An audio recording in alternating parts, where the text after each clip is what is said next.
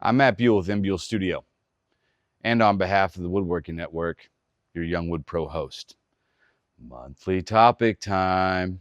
This one's interesting, and it kind of goes against my own nature because I'm kind of those guys that really prefers to be isolated and work alone. I like my peace and my quiet. However, this month the topic is community. In parentheses, I guess you could say, finding a community of peers. As all of you should know, my primary source of income is that I build and design furniture. That is how I make a living, clients. However, in the last few years, I have had a uptick in requests to demonstrate machinery and tools at woodworking shows and conferences, give lectures, seminars on woodworking professionally. And I've really enjoyed it. It's something I enjoy doing. No, it's not a revenue stream for me. I care about this craft. And it's brought back a lot of memories of when I first got into this trade as a young wood pro, or I was younger. That has helped me have kind of an epiphany of something I need to share with you young wood pros. Recently, I was up in Springfield, Missouri for the Grizzly tent sale. They had me up there to demonstrate some machineries and do a talk on shop layout. And then the next week I was in West Palm Beach for the Young Wood Pro. And I was giving some lectures and seminar educational sessions. And the engagement was so inspiring with everybody that was there in attendance. And why I say this is, it reminded me of when I first started going to these things. And it was one of the first times in my own profession I was able to sit down with other peers and even people I would now consider mentors and just pick their brain or listen to what they're struggling with and relate. It was the first time I really didn't feel so alone in this because, I started by myself, in a shop kind of in the middle of nowhere. And it can be very isolated. And I really doubt I'm the only person that's ever experienced that or ever will again. Our profession can be quite isolating. It's, I know some people live in metropolitan areas and their shops are around a lot of people and stuff, but I'm willing to bet for the majority, that's not the case. And even for a lot of people, they're probably the only woodworker in their zip code. So it can be really hard to find people to just reach out to and relate with as peers. Now, a long time ago, there were guilds on a local level and probably even a little bigger. Those don't really exist as much anymore. And the beauty of the guilds were that there were different levels you had to attain, but it was overseen by people who had already done it. So not only were there a lot of benefits in there for learning and mentorship, but that community of like-minded professional peers was already installed. And because that doesn't really exist anymore, or at least not in my experience, not a lot, it's harder to find that community. So let's talk about it. A few weeks ago, I was invited by Grizzly to attend the tent sale and customer appreciation day as an honored guest, so to speak.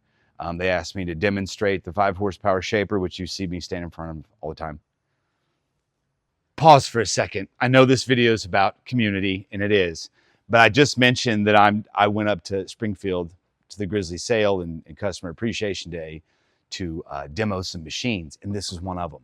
This is one of the most no-brainer machines that no one ever talks about, so I just wanted to give it a quick shout out. Do you realize how many great furniture makers and woodworkers in woodworking legacy and history swore by one of these? This is pretty much doing what a domino cutter does on a larger scale without me having to wear my arm out punching stuff all day long. It's a horizontal slot cutting mortiser. Oh my gosh. Joinery work, way faster. Simple. Not very expensive. This is a no-brainer, and I don't know why more people aren't using these. I know a lot of great furniture makers from woodworking legacies past swore by these. Go check out Krenoff. Amazing talent. Yeah, back to the content. So unless you're starting out and have past lifetimes of experience in running a professional wood shop, you probably don't have all the answers. I know I didn't, and some days I still don't. Although I have a lot more than I used to from failure and experience. But the thing is, you need people to ask questions.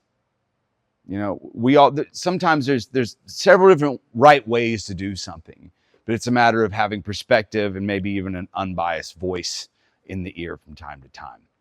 Because if you love what you're doing as much as I love what I'm doing, sometimes I'm emotionally or even financially too invested in it to have clear vision. And that to me is the number one reason it is important to have peers, work peers that you can get a hold of, talk to, run stuff by, or even just call and check in with, be a human. So the most popular way of doing this these days is probably online.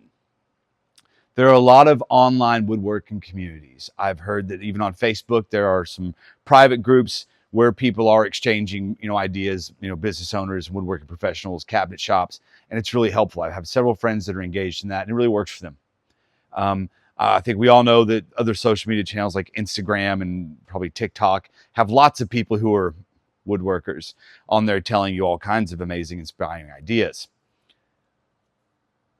Nothing wrong with it if that's where you're going to get the help you need. But I really urge you in the online category to practice good discernment. Because what you are looking for are like-minded peers. And if you're a professional woodworker, a young wood pro starting out, that means you need to be communing with professional woodworkers, not professional content makers. Nothing wrong with that either, but that's a completely different business. Okay? Following somebody is not engaging with them. I'm talking about really getting to know a human being. Okay? Someone that you actually can, at some point, pick up the phone and give them a call and ask them a question or ask them how they handled that problem. But I do think those resources are online. I have seen that. So that's a really great way of at least getting out there a little bit and starting to make some connections. If you haven't already figured out the other way of finding a community of like peers to talk to, well, it's pretty obvious. Go meet some. and a little caveat here. When I was in West Palm Beach doing some seminars on professional woodworking a couple weeks ago, I had the most amazing experience of meeting a guy. He had flown all the way from Nevada. Nick was his name. Cool guy. And it was amazing sitting there having a private one-on-one discussion with him. He was starting his own business, getting it moving along, and he had a lot of questions. And, like we all do. I mean, unless you just don't admit it, we all have fears of not getting it right or that we don't know enough. And really smart guy. And we were talking, and it was wild to me because I was sitting there watching him have the epiphany that I'm giving you in real time. And he started talking about how he was really against getting out of the shop because he's got to make a living. And man, I remember that. And how his wife had dared him or pretty much signed him up to go to a convention. And after he went, he realized how useful it was because he was getting so much information, and a lot of problems and questions he had were getting solutions and answers. And how he had kind of come around full circle to how much perspective he had been given that has really opened his channels of how he can conduct business. And that's exactly what I'm saying to you. But it was just what really hit me the hardest was watching him have that moment, because I remember having that moment too. I was really against getting out of the shop because I love what I do. And it's also a lot of work. So it's like, well, I'm too busy, right? I'm self-important. And I am. But I remember they had to give me a national award to get me out of the shop. And then all of a sudden I'm like, yeah, I guess I should go attend something. But the real benefits were it opened my eyes. I'll never forget it. The first dinner after that, I went out with a bunch of other people that I just met to get some dinner. And I was sitting across my friend Corbin, who was the founder of Azure Furniture, who's already retired. Good job, man. He's awesome. And we were sitting there talking about woodworking and just the problems we were dealing with, kind of honestly, just kind of having a gripe session. It was hysterical. And I remember how relieved I felt. I didn't feel so alone. But also not only that, like, we were just asking each other about each other's processes and stuff and being like, hey, have you tried this? Have you tried that? And it was so helpful. I still owe that man thanks. He's a friend. But along the way, there's been so many people that I just can't imagine how my career would have turned out if I had not have met them and listened and been open, to their perspective. Because I can get stuck in here for months on end, and my way does have good results. I'm still working, so that's proof.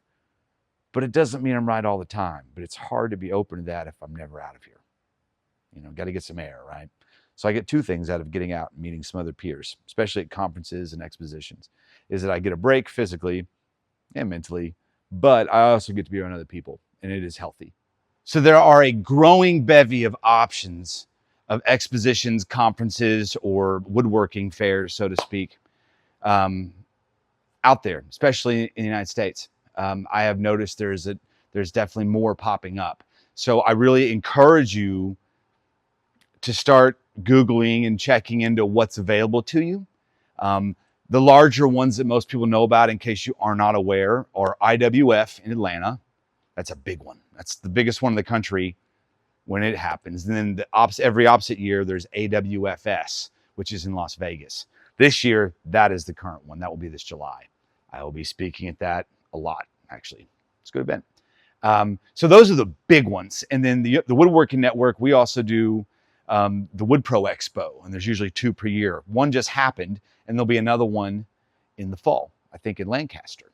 But there's also more popping up too, and I'm seeing it. I think it's great because whether it's a big show like an IWF or AWFS, which you can see all kinds of stuff and meet people from all over the world. I mean, I've met some amazing people. I have met apprentices there. Tons of information there. You'll absolutely be around your peers at one of those large ones. It can be a little overwhelming, but it's worth it. But the smaller ones like the expos, the education stuff is really great. The ratio for person speaking to audience is a little lower, so you might have a little more chance to even speak afterwards. I try and make myself very available. The point I'm making here is lots of opportunities, and it's worth it because you're actually going to have a chance to connect with somebody personally. And that is valuable, especially that first time meet, to just have a face and a name and just to talk about life as well. Because that's why I'm there, really, to help. A lot of guys on my path took the time to talk to me. So how I pay them back, other than saying thank you and showing gratitude, is by choosing to see gratitude as an action word. It's a verb. I say thank you by making myself available these days for when guys want to talk to me, because I believe in that, and also because of my love for the legacy of this craft. So getting out in person and getting to these events is really useful. I have made so many good friends, but also I've had suggestions that I could even argue were business saving at times or business changing. And the beauty of it is, after I've met these people and we've had a chance to kind of connect, chatting with them online or hopping on my smartphone, they're right at my fingertips, and they've all mostly been great friends. So community matters, and that's coming from an isolationist. I'm very serious on that one. I've had up to 2 employees at once over my career. Sometimes, usually I like to have one help person or an apprentice, but I really love working alone. I always have.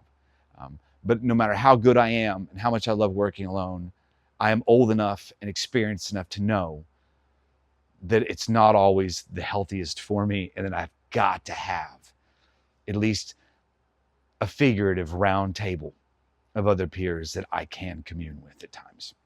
It's made me a better woodworker. It'll make you a better one too. Give it a shot. See you next month.